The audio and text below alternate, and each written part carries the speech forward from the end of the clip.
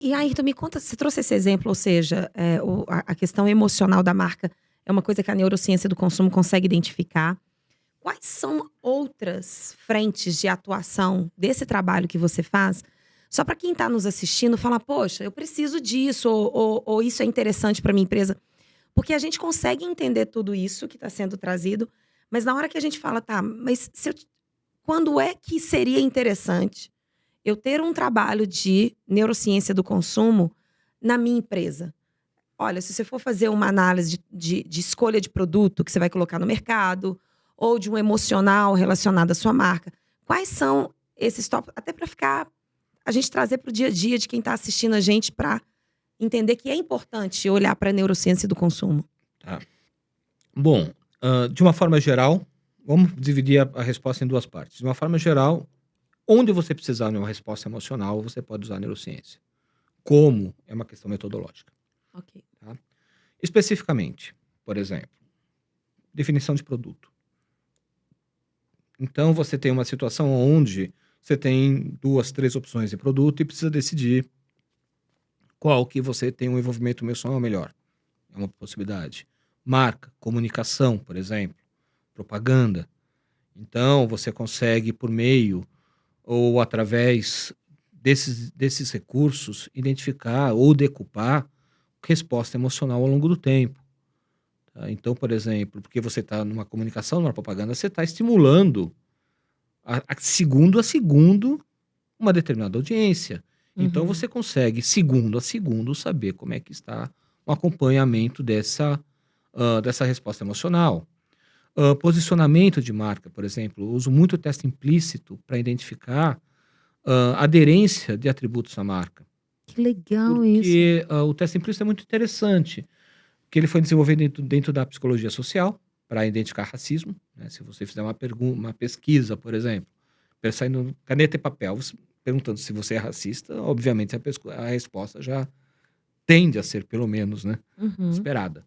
Então, o teste implícito, ele basicamente ele tem uma dinâmica de apresentação, tá? Onde eu te obrigo a concordar e te obrigo a discordar.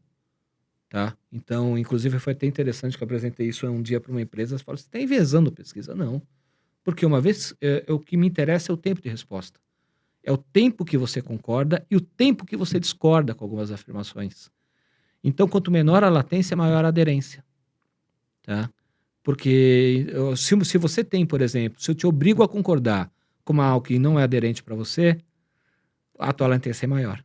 Que legal isso, gente. Certo. Então, isso existe um conceito dentro da psicometria, dentro da cronometria, chamado cronometria cerebral. O professor Jensen, inclusive, publicou um livro bem interessante, Clock in the Mind. Mas isso são situações onde eu consigo medir, por exemplo, a aderência. De repente, muitas vezes eu tenho que ver posicionamento de marca, eu tenho 10 atributos, aí de repente, olha, só tem isso daqui, que é significante, o resto, esquece, não rola. Tá? Que mais, por exemplo? Até situações que eu estou muito com teste de produto, cabeça gôndola, por exemplo, pensando em jornada do consumidor. Tá? Inclusive, teve alguns trabalhos que eu fiz, alguns, o ano passado foram alguns, nos quais eu, por exemplo, peguei o rastreador ocular, um óculos, certo que você tem 2 câmeras, uma câmera no olho e outra câmera que chama de WorldCam, né, que é a câmera de cenário.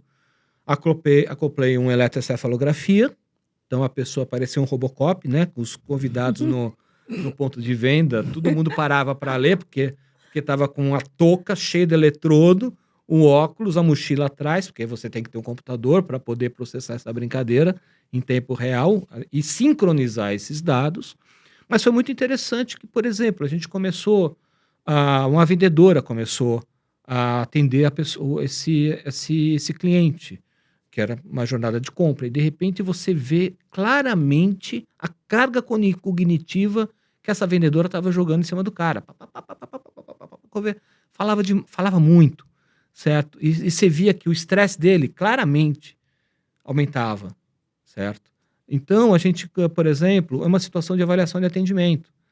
Então, você vê situações onde você, dentro da jornada, inclusive, tem outra que a gente fez para uma outra empresa, que você vê claramente, com o eye tracking, você vê para onde a pessoa está olhando e qual é o envolvimento emocional, se é positivo ou negativo.